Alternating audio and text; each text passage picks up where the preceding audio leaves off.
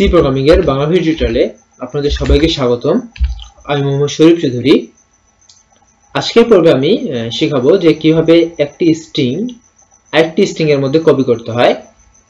অর্থাৎ আমরা একটা স্ট্রিং নিব, সেই স্ট্রিংটাকে পুরোপুরিভাবে আরেকটি স্ট্রিং এর মধ্যে অ্যাসাইন করব কিভাবে। ইকুয়াল সাইন দিয়ে আমরা কখনো অ্যাসাইন করতে পারবো না, কারণ বলেছি যে আমরা এর কখনো ইকুয়াল সাইন দিয়ে আমরা অ্যাসাইন করতে পারি না। সো এই কাজটা কিভাবে করতে হবে সেইটা আমরা আজকে শিখব। সো প্রথমে আমরা ক্যারেক্টার টাইপের দুটো অ্যারে ডিক্লেয়ার করি, str ছোট করি s এবং এর ইনডেক্স দেই 15 এবং s1 এটাও দেই 15। সো আমরা বলেছিলাম যে একটা স্ট্রিং আরেকটা স্ট্রিং এর মধ্যে কপি করব। সো এই ক্ষেত্রে আমরা কি করব, যে প্রথমে একটা স্ট্রিং এটা আমরা স্ক্যান করে নিয়ে নেব এবং প্রিন্ট করব এটা, এবং এর জন্য যে কাজ করতে হয় সেটা হচ্ছে যে কপি করতে হবে। অর্থাৎ আমি যদি s এর সবকিছুই s1 এর মধ্যে কপি করে ফেলি তাহলে s1 এবং s এর মানটা একই হয়ে যাবে। সো আমরা যদি s ইনপুট নিয়ে তখন s1 প্রিন্ট করি, সেই ক্ষেত্রে যেটা ইনপুট নেব সেটা আউটপুট আসবে। সো এতটুকু জিনিস আগে আমরা লিখে ফেলি, scanf %s, s আমরা s টা নিব ইনপুটে এবং প্রিন্ট করব %s, s1। অর্থাৎ আমরা যেটা ইনপুট নেব সেটা যদি আউটপুট পেতে চাই এখন, সেই ক্ষেত্রে আমাদেরকে অফকোর্স s1 এর মধ্যে s এর সবগুলা ক্যারেক্টার অ্যাসাইন করে দিতে হবে। এই কাজটা কিভাবে করব সেটার পদ্ধতিটা একটু দেখে নেই। এই কাজটা করার জন্য আমাদেরকে যেটা করতে হবে সেটা হচ্ছে যে s এর প্রতিটি ইনডেক্স এর মান s1 এর প্রতিটি ইনডেক্সের মধ্যে অ্যাসাইন করে যেতে হবে। সেম ইনডেক্সের মধ্যে আমরা যদি অ্যাসাইন করে ফেলতে পারি তো সেই ক্ষেত্রে আমাদের কাজটা সম্পূর্ণ হয়ে যাবে।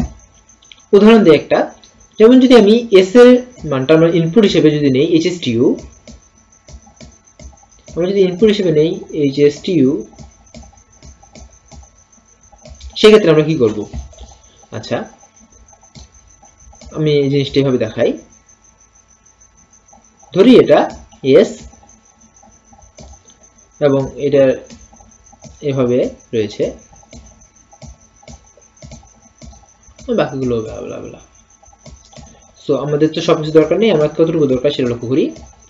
h দরকার, s দরকার, t দরকার, u দরকার এবং একটা জন্য দরকার \0। আমাদের আর কোনো দরকার নেই।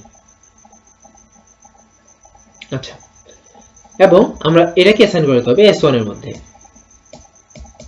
সো আমাদের কি কাজটা হবে,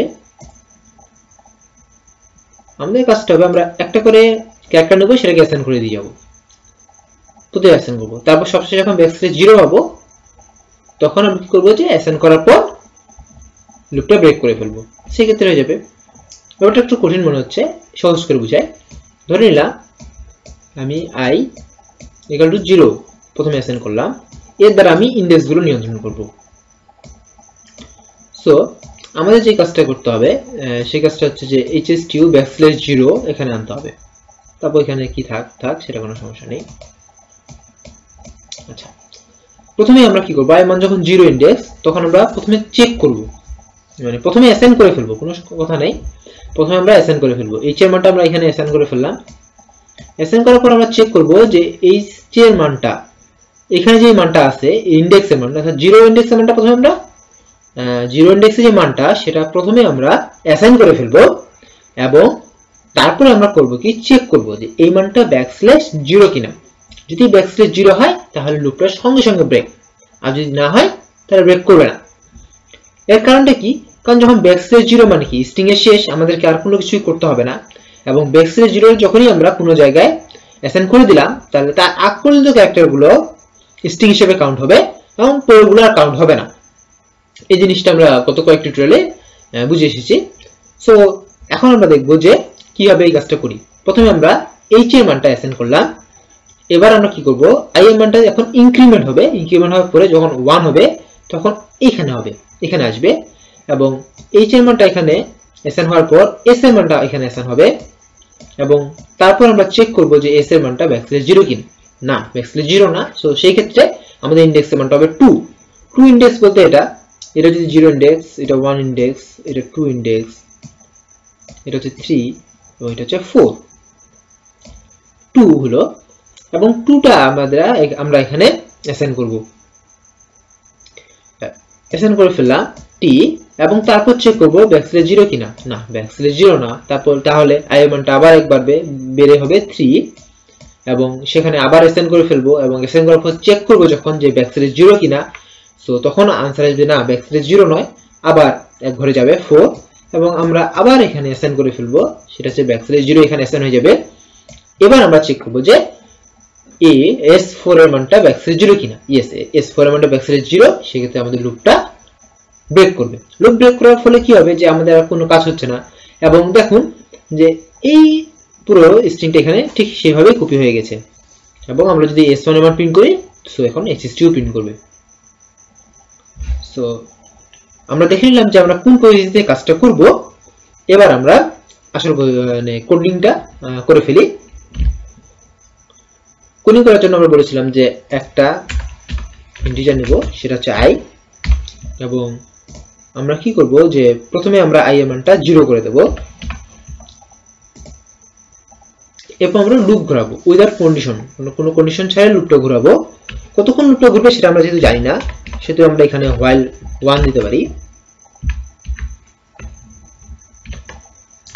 এবং এরপর কি করব যে আমরা অ্যাসাইন করে ফেলবো s1 i এর মধ্যে, ইনডেক্সের মধ্যে আমরা s ওই ইনডেক্সটা অ্যাসাইন করে ফেলবো। তারপর আমরা চেক করব বলেছিলাম যে if যদি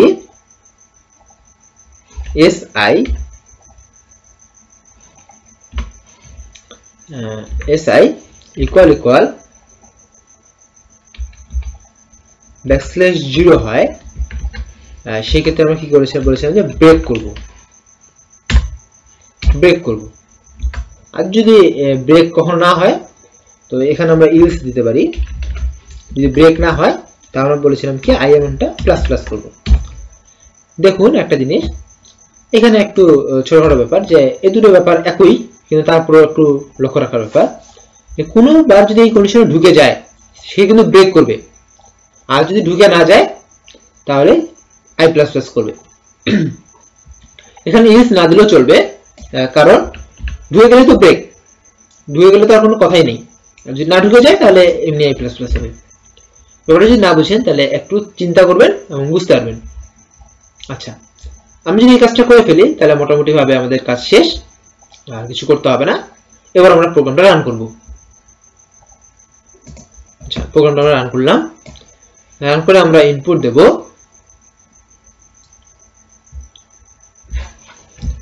hstu এবং আমরা দেখব যে hstu প্রিন্ট করেছে এবং আমরা দেখব যে hstu প্রিন্ট করেছে। সো আমাদের প্রোগ্রামটা ঠিক আছে। এবার আমি কোডিং এ একটু চেঞ্জ করতেছি।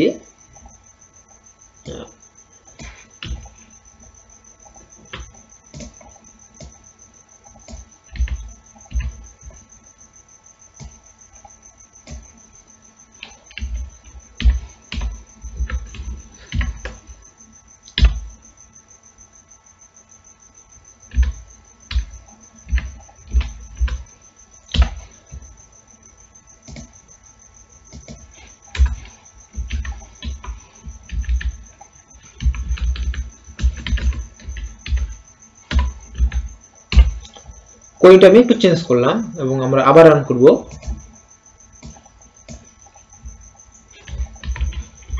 hstu দেখুন ঠিক আসছে এবং দেখুন এবার একটা এক্সট্রা লাইন লিখেছি লুপের পরে।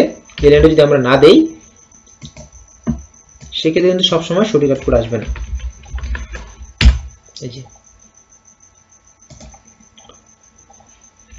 এখন যে কথাটা হলো যে আগেরটাও কাজ করছে, এটাও কাজ করছে, এই লাইনটা বাদ দিয়ে কাজ করতেছে না। এই লাইনটা কেন গুরুত্বপূর্ণ সেই জিনিসটা বের করবেন এবং এই কোডিংটা কিভাবে কাজ করতেছে সেটা লক্ষ্য রাখার চেষ্টা করবেন। এক লাইনেও এই কাজটা করে ফেলতে পারেন হোয়াইল লুপ বাদ দিয়ে। তো সেক্ষেত্রে আপনি যদি ফর ইউজ করেন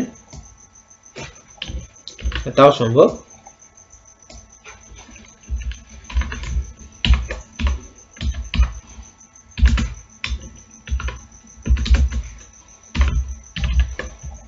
সেক্ষেত্রে আমাদের এটা লাগবে না,